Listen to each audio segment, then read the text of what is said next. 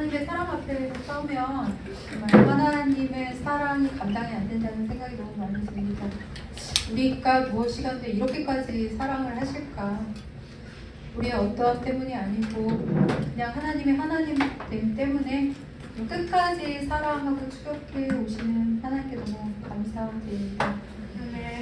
오늘 무슨 말씀을 나눌까요? 라고 주님께 여쭤봤을 때 주셨던 제목이 후회 없는 삶이라는 제목을 주셨습니다. 후회 없는 삶. 누구나 인생에 있어서 후회 있는 삶을 살고 싶은 사람은 아무도 없을 거예요.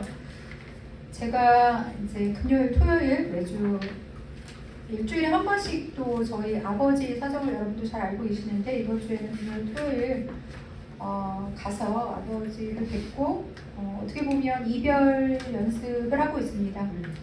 근데 좀 감정 힘들 때도 있지만 또 무엇보다도 또 감사한 마음이 더 많이 듭니다. 이렇게 이별을 준비할 수 있는 시간을 주신 게 너무 감사하고 우리가 하나님 안에 있기 때문에 소망이 있다는 게 너무 감사합니다.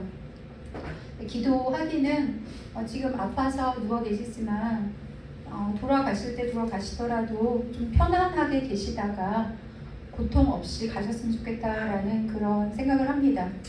그래서 이제 정리를 하다 보니까 저희가 짐 정리를 하게 됐어요. 이제 왜냐하면 혹시나 퇴원을 하시더라도 이제 혼자서는 사실 수 없는 여건이시기 때문에 상황이 신체적으로 짐을 하나하나 정리를 하는데 정말 수많은 그릇들, 옷들, 엄마 한 번 돌아가시고 정리 한 번 했는데도 사람이 90년을 살면서 남겨온 흔적은 참 많구나 이런 생각이 들었습니다. 그리고 아빠가 모아둔 영수증, 거기에는 제가 대학교 적금 냈던 것까지 있는 것들, 그리고 상장들 이런 것들을 보면서 아빠는 어떤 생각을 하시면서 사셨을까, 우리가 굉장히 소중했구나, 이런 거를 버리시지 못했구나 이런 생각도 했습니다. 그러고 나서 이제 어제 왔거든요. 근데 짐 정리하고 너무 피곤해갖고 정말 견디지 못하겠다고 이제 자고 아침에 일어나서 모든 걸 하자 그랬는데 아침에 되게 상쾌하게 일어났어요. 근데 이제 그러고 나서 톡을 확인하는데 친한 친구 아버지가 돌아가셨다라는 문자가 온 거예요. 근데 이제 그 친구가 굉장히 잘 살았어요. 부유한 가정에서 태어나고 시집도 굉장히 잘 가서 강남의 어떤 마음으로서 잘 살았는데 갑자기 남편 회사가 부도가 나서 정말 힘들게 이렇게 살게 되고 그러면서 자연스럽게 연락을 해도 본인이 좀 힘든지 같이 만나기 마음이 힘든지 좀 연락이 뜸한 상태였었는데 연락이 왔더라고요. 아버지가 돌아가셨다. 네, 우리 엄마 돌아가셨을 적에 상이 차려지기도 전에 진짜 버선발로 쫓아온 친구거든요. 그래서 그런 것을 보면서 이제 친구들도 그렇고 지인들의 아버님, 어머님도 이제는 다 주위에서 하나둘씩 돌아가실 때가 됐더라고요. 그래서 인생의 끝이 있고 그럼 이렇게 짧은 인생에 하나님께서 가장 원하시는 후회 없는 삶을 산다라는 건 도대체 무엇일까라는 것에 대해서 한번 같이 고민해 봤으면 좋겠습니다.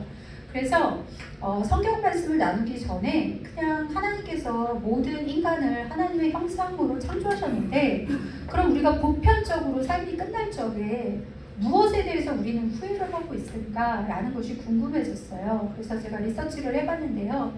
수백 명의 임종 환자들을 인터뷰를 기반으로 죽기 전에 가장 후회하는 것이 무엇인가 라고 물어봤을 때 제일 첫 번째는 내가 진짜 원하는 삶을 살지 못했다라는 거예요. 타인의 기대, 아니면 사회적인 기준, 그리고 자신의 꿈과 또 하나님 부르심이라는 게 있잖아요. 그런 꿈과 부르심을 포기한 것에 대한 그런 후회가 있었다. 두 번째, 너무 일만 하고 살았다. 특히 남성들이 이런 후회를 많이 했대요. 가족하고 관계보다는 일과 돈이 우선된 삶을 살았는데 죽기 전에는 그것이 굉장히 후회됐다는 것. 세 번째는 내 감정을 솔직하게 표현하지 못했다. 사랑하면 사랑한다라고 얘기를 하고 용서했으면 용서했다고 얘기하고 고마우면 고맙다고 얘기했어야 되는데 마음에만 담아두고 표현하지 못한 것이 후회가 된다라는 얘기가 있었고요. 네 번째는 소중한 사람들과의 관계를 지키지 못한 것. 가족과 친구와 멀어진 것. 그리고 시간이 지나고 나서야 그 관계의 소중함을 깨달은 것에 대한 후회가 있었답니다. 다섯 번째는 더 행복하게 살지 못한 것. 행복은 마음의 선택인데 자기 마음 가운데 어떤 두려움 때문에 그리고 습관 때문에 스스로 그 행복을 선택하지 못하고 날마다 누릴 수 있는 것을 누리지 못한 것에 대한 그런 후회가 있었다고 합니다. 추가로 호스피스 데이터를 이제 첨부해서 보면 또 다른 이유는 이런 것들이 있었어요. 내 인생을 목적을 찾지 못한 것. 인간이 가장 갈망하는 게 그거예요. 내가 왜 태어나서 왜 살지? 의미 없는 삶을 산 것에 대한 후회가 많았다고 합니다. 그 다음에 충분히 사랑하지 못한 것. 사랑을 표현하지 못하고 좋은 관계를 갖지 못한 것들. 그리고 관계를 깊이 맺지 못한 것에 대한 후회들이 있었습니다. 마지막, 건강을 당연한 걸로 여겼다. 여러 가지 이런 것들을 종합해 볼 적에 사람이 죽기 전에 후회하는 것은 돈도 명예도 성공도 아니었습니다. 대신 사람들이 가장 후회하는 것은 사람과의 관계였고 사랑이었습니다. 그리고 이 시간을 내가 어떻게 보내는가에 대한 후회가 많았습니다. 하나님이 어쩌면 우리에게 날마다 기회를 주시는데 또 다른 기회를 주신다고 생각합니다. 우리는 진짜 후회 없는 삶을 살고 싶습니다. 그러면 어떻게 해야 되는가? 하나님께서 주신 목적대로 그렇게 사는 것. 그 진짜 원하는 삶을 사는 것이 바로 후회 없는 삶이고 표현해야 할 사랑을 미루지 않는 것이 그것이 진짜 사랑 그리고 기쁨이라고 생각합니다. 우리가 예수님을 믿으면 예수님을 믿는다는 것은 도대체 무엇일까요? 가장 중요한 것은 십자가를 빼고서는 우리가 얘기할 수가 없습니다. 그 십자가의 사랑을 빼고는 우리는 예수 그리스도를 말할 수가 없는데 그 십자가의 그 사건이 나를 구원하셨다는 것, 나에게 생명을 주셨고 나를 죄를 사해 주셨다고, 그리고 내가 주님과 함께 부활했다라는 그것을 믿는 그 십자가의 사건을 통해서 우리는 거듭나게 됩니다. 거듭났다라는 것은 옛사람은 죽고 새 사람이 다시 태어난 거예요. 마치 세례가 예수님하고 같이 내가 죽고 그리고 같이 부활하는 것과 같은 거예요. 우리는 믿음으로 예수님을 믿음으로 새로운 가족을 갖게 되는 거예요. 주님의 가족이 되는 겁니다. 먼저는 하나님 아버지가 생겨요.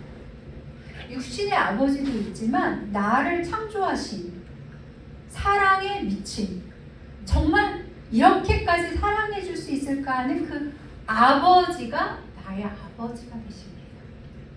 그리고요, 예수님이 나의 그 첫 번째 오빠 아니면 형이 돼요. 첫 브라더가 돼요. 근데 여기서 약간 꼬이는 게 있는데 예수님 또 신랑도 된단 말이야. 미스테리. 그래서 재밌는 거예요. 그래서 우리는 패밀리가 되는 거예요. 패밀리. 예수님을 믿는 사람들은 우리 뭐라 그래요? 형제님, 자매님. 나 이게 너무 싫었어. 싫은 건 다 시켜요. 하나님이. 여러분 싫어하지 마세요. 다 시켜. 나는 제일 닭살이 언제 봤다고 나한테 자매님이래? 진짜 막 이랬는데 나도 모르게 하고 있더라고요. 나도 모르게. 왜냐면 나의 시스터고 나의 브라더가 됐으니까. 왜냐하면 하나님은 우리를 가족으로 초대하고 있어요. 예수님을 믿는 사람들은요, 같은 영적인 가족입니다. 같은 공동체예요.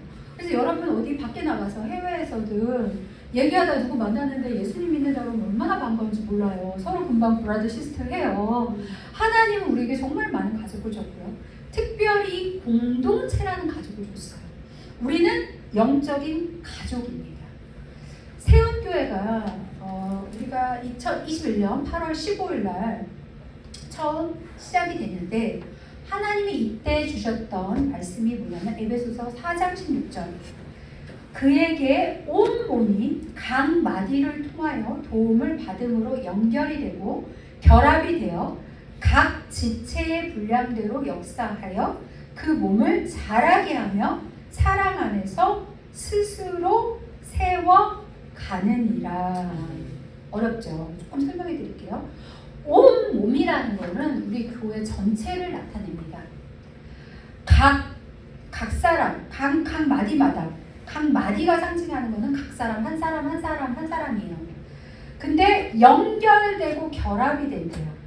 연결되고 서로 도움을 받아서 연결되고 결합이 된대요. 뭐예요? 서로 의존하는 관계, 서로 지지하는 관계가 된다는 거예요. 그리고 분량대로 자란대요. 여기서 분량대로가 중요한데요. 똑같이 영양소를 공급을 받아도요, 다 성장 속도는 다를 수 있다라는 거예요. 이 사람은 이 스테이지에 있을 수 있어요. 믿음의 분량이 여기 있을 수 있어요.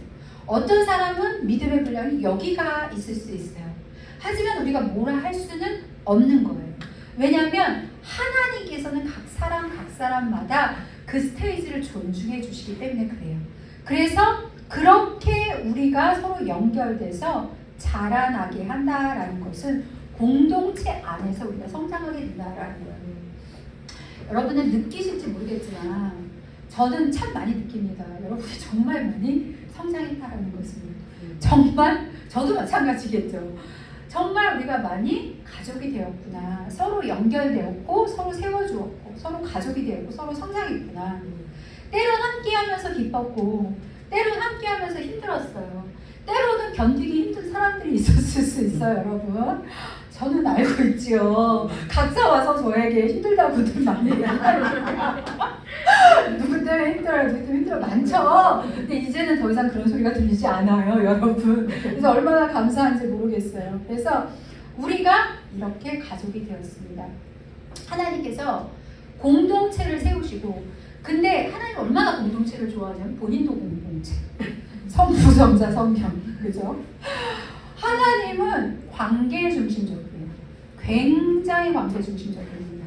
그리고 하나님은 우리에게 관계 중심적인 사람이 되기를 원하세요. 저는 관계 중심적인 사람이 아니에요. 원래 오리지널, 죄성을 가진 나는 오리지널 디자인은 안 그렇겠지만 저는 목적지향적인 사람이 더 강합니다. 근데 하나님을 만나면서 하나님께서 계속 가르치신 것은 뭐냐면 하나님은 패밀리를 원한다.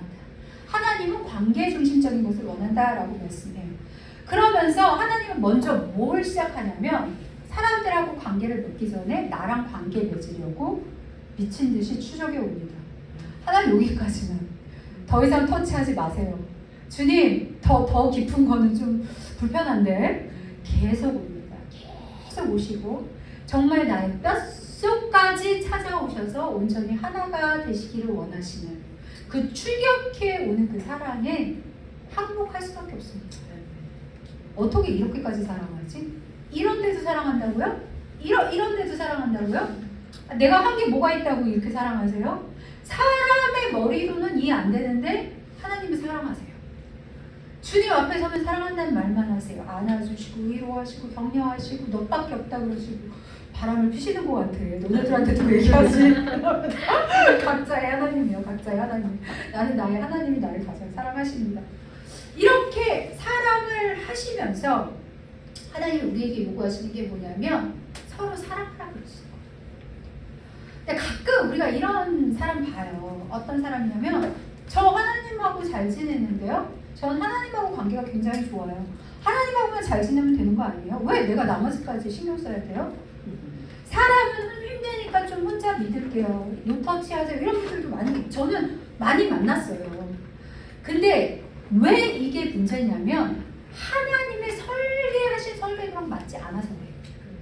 하나님이 설계하신 설계도는요, 가족으로 만드셨어요. 하나님은 처음부터 가족이라는 설계도로 만드셨기 때문에 우리가 이 설계도 안에 들어가야지만 서로 사랑하는 법을 더 배우고 그리고 성장할 수 있습니다. 이 설계도 안에 있어야만 우리들이 하나님으로부터 오지 않은 가짜들이 벗겨질 수가 있어요. 그리고 진짜로 사랑하는 게 뭐예요? 무엇인지 계속 배워갑니다. 그 프란치스 첸이라는 목사님이 계시는데 이분이 설교 말씀 중에 이런 말씀을 했던 게 굉장히 기억이 나요.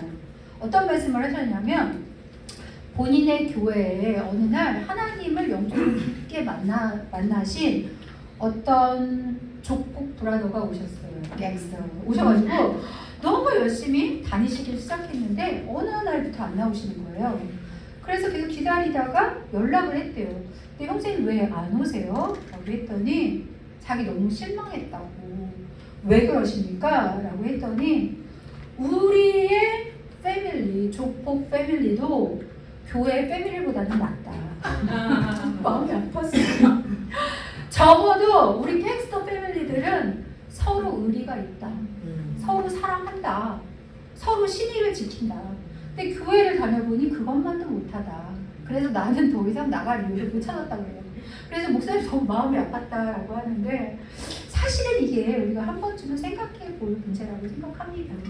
하나님이 우리를 가정으로 부르셨는데 하다못해 조폭들도 그렇게 신의를 지키고 의리를 지키는데 우리는 서로에 대해서 얼마나 의리를 지키고 신의를 지켰는지 얼마나 사랑했는지 한번 생각해 보기를 원합니다. 성경에 모든 것을 다 가졌던 사람이 있어요. 그 사람 누구냐면 바울. 외모는 조금 못 가졌던 것 같긴 해. 근데 나머지 다 가졌어. 좋은 배경, 학벌, 머리도 좋고 좋은 선생님한테 사사받았고 최고였어요. 언어도 너무 다 잘했고. 근데 이분이 주님을 깊게 만나고 나니까 고백한 게 뭐냐면 주님 외에는 나머지 게 다 배설물이다 라고 깨달았어요. 아무것도 아니구나. 여태까지 내가 추구했던 그 모든 것들 누구보다도 열심히 하나님을 믿으려고 했고 누구보다도 성경을 많이 알려고 했고 누구보다도 바르게 살려고 했고 똑똑했고 여러 가지 다 배설물. 그러면서 자기가 고백한 말이 있는데 그게 고린도전서 13장 말입니다. 사도 바울님께서 쓰신 거예요. 내가 목숨을 구할 정도로 내 몸을 불살라서 남을 살릴지라도 사랑이 없으면 아무것도 아니에요. 네가 산을 움직일 만한 믿음이 있어도 사랑이 없으면 아무것도 아니에요. 네가 막 엄청난 예언을 해갖고서는 놀라운 비밀을 다 알더라도 사랑이 없으면 아무것도 아니라고 말을 합니다. 그래서 이 세상에서 가장 가치 있는 것, 가장 중요한 것은 사랑이라고 고백을 합니다. 이 사랑이 연습되는 이 장소가 바로 공동체입니다. 그리고 우리는 하나님께서 부르신 가족입니다. 우리가 서로 사랑하기에 우리 가족 공동체도 그렇고 우리 교회 공동체도 그렇고 가장 문제가 뭘까요? 너무 바빠요. 그렇죠? 먹고 살기 바쁘고 이래서 바쁘고 저래서 바빠요. 근데요 지금 사랑하지 못하면 나중에도 사랑하지 못합니다. 오늘 하루 하나님께서 주신 사랑하라라는 기회의 장입니다. 주님께서 계속 우리의 마음을 두드리고 있는 그 사람이 있을 수도 있어요. 그게 가족일 수도 있고요. 우리 공동체 사람일 수도 있고요. 너 사랑이 필요하다. 하나님이 계속해서 우리를 부르시고 계십니다. 사랑은 불편한 거예요. 진짜 사랑을 하려면 불편해요. 왜냐하면 진짜 사랑은요 희생과 헌신이 요구되거든요. 겉으로 사랑하는 거 말고요. 진짜 내가 깊은 관계를 갖고 저 사람을 사랑하겠다 하면 그만큼 대가가 따릅니다. 우리의 죄성은 이기적이에요. 우리의 죄성은 자기중심적이기 때문에 하나님이 원하시는 그 사랑을 하기에는 계속 부딪힘이 일어날 수밖에 없습니다. 근데 하나님은 그것을 할 수 있다는 거예요. 하나님은요 우리가 생각하는 세계관하고 계속 다른 것을 요구하세요. 우린 받는 게 좋은데요 자꾸 주래요. 사랑을 주라고. 근데 하나님에 따라서 사랑을 주면은요 신기하게 내가 받는 게 더 많아요. 내가 행복해져요. 내가 기뻐져요. 말로만 사랑하는 것이 아니라 야고보서 말씀에는 행함이 없는 사랑은 죽은 거라고 말을 하고 있습니다. 우리가 어떠한 어떤 어떤 서로의 커미트먼트가 없는 사랑, 그냥 가벼운 사랑, 겉으로만 인사하는 사랑은 쉬울지 몰라요. 그러나 그것이 주는 기쁨이 별로 없을 거예요. 사랑은 주는 겁니다. 뭘 줄 수 있을까요? 일단 시간을 줄 수 있겠죠. 그리고 돈을 줄 수 있습니다. 사랑하면 돈을 쓰게 돼 있어요. 정말이에요. 사랑하면 돈을 쓰게 돼 있으니까 그 사람 돈 어디 쓰는지 보면 마음이 어디인지 압니다. 이거 굉장히 중요한 것 같아요. 특히 여러분은 아직 젊으니까 부모님이 젊으실 수 있지만 저는 저희 어머니를 보내고 아버지가 이제 아프신 상태 있잖아요. 근데 감사한 거는 이것을 깨달은 게 10년 이상 전에 깨달은 것 같아요. 많은 돈은 아니더라도 내가 매년 꼭 용돈을 드리겠다. 내가 아버지를 사랑하지만 그 사랑의 표현 중에 하나가 돈으로 섬기는 거라는 것을, 그게 큰 돈은 아니었지만 나는 아버지가 그것을 통해서 사랑을 느꼈다고 믿어요. 매번 매달 그렇게 나의 사랑을 표현하는 방법. 물론 시간도 중요해요. 전화도 많이 하고 격려도 중요한데 정말 여러분이 할 수 있는 그 작은 하나의 작은 제전도, 그것도 사랑의 섭리 중에 하나라고 믿습니다. 우리는 지금 이제 세운교회에서 더 컬처 랩으로 넘어갑니다. 랩은 뭐예요? 실험실이에요. 그쵸? 이 실험실은 어떤 실험실일까요? 사랑을 실험하는 실험실입니다. 그냥 우리는 단순히 하나님을 믿도록 부름을 받은 게 아니에요. 지금 하나님한테 우리가 부름을 받은 것은요, 속하도록 부름을 받은 거예요. 연결되도록 부름을 받은 거예요. 내가 속해야, 여러분 올인이라는 말, 나 이런 말 되게 좋아하는데, 올인. 쓸데없는데 이제 올인 안 하려고. 올인 하는데, 내가 이렇게 딱 속하면, 속해야 연결이 되는 거예요. 겉에만 있어서 방관자가 됐을 적에는 그냥 방관자의 은혜밖에 얻지 못합니다. 속해야 연결이 되고, 연결이 돼야 진짜 사랑을 할 수 있고요. 이 랩실에서 하나님께서 그거를 훈련시키고 있어요. 근데 진짜 많이 바뀐 친구들 많아요. 정말 나는 이거 얼마나 감사한지 몰라요. 여러분 생각해 보세요. 세운교회를 처음 주실 적에 하나님께서 그 신체 기관이 다 연결되는 것처럼 연결하는 것을 말씀을 해주셨는데, 만약에 내 몸은 있는데 손이 저기 떨어져가 있어. 그러면 이것이 약하죠. 힘을 쓸 수가 없어요. 하나님은 공동체를 사랑하시고 하나님은 패밀리를 원하시기 때문에 우리가 패밀리로서 기능하기를 원해요. 근데 제가 두 가지 현상을 봤는데, 하나는 이러한 관계가 될 적에 말씀이 없을 적에 뿌리가 없어서 흔들리는 것을 봤고요. 또 하나는 뭐냐면 공동체에 뿌리를 안 내리는, 속하지 않은 경우에는 이렇게 부초처럼 떠 있는 것을 봤어요. 그래서 거기가 어디가 되었든 나의 공동체에 뿌리를 내려야만 부초처럼 떠 있는 것이 아니라 연결되어 갈 수 있다라는 것을 봤습니다. 요즘 사회는요, 개인주의가 진짜 강해요. 신앙은 내가 알아서 하니까 진짜 노터치, 나 하나님하고 관계 좋아요, 노터치 너무 많아요. 근데요, 영적 성장은 혼자서는 정말로 불가능합니다. 사랑 안에서 서로 훈련되어야 합니다. 그리고요, 우리는 이 공동체 안에서 인내를 배울 수 있는 것입니다. 때로는 우리는 용서도 배울 수 있는 것입니다. 이게 왜 가능할까요? 함께 하기 때문에 가능한 겁니다. 여러분, 저처럼 개인적이고 독립적인 사람이 없었습니다. 저는 성향 자체가 독립적인 사람이에요. 그래서 혼자 하는 거 좋아하고, 내가 결정하는 거 좋아하고, 스스로 하는 거를 좋아해요.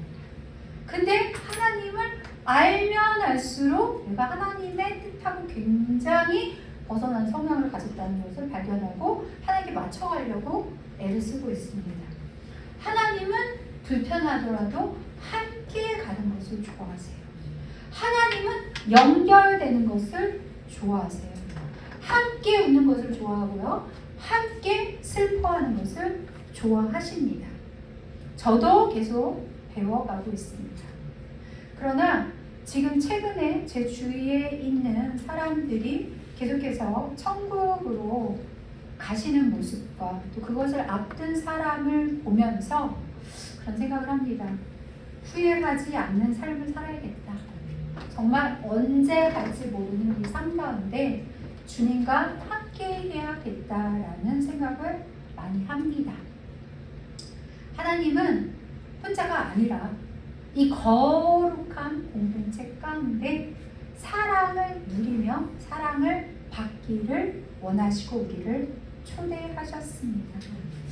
이 랩실에서 우리가 계속해서 사랑하는 법을 배우고 또 이 사랑이 성장하는 우리 모두가 되기를 축복합니다.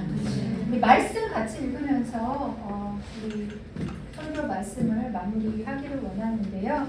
예지 띄워줄 수 있나요? 사랑에 대한 말씀 아니면 제가 같이 읽도록 하겠습니다. 우리 말씀 고린도전서 말씀 같이 보도록 하겠습니다. 고린도전서 13장 1절 말씀. 내가 사람의 방언과 천사의 말을 할지라도 사랑이 없으면 소리나는 구리와 울리는 꽹과리가 되고 내가 예언하는 능력이 있어 모든 비밀과 모든 지식을 알고 또 산을 옮길 만한 모든 믿음이 있을지라도 사랑이 없으면 내가 아무것도 아니요 내가 내게 있는 모든 것을 구제하고 또 내 몸을 불사르게 내줄지라도 사랑이 없으면 내게 아무 유익이 없느니라. 아멘.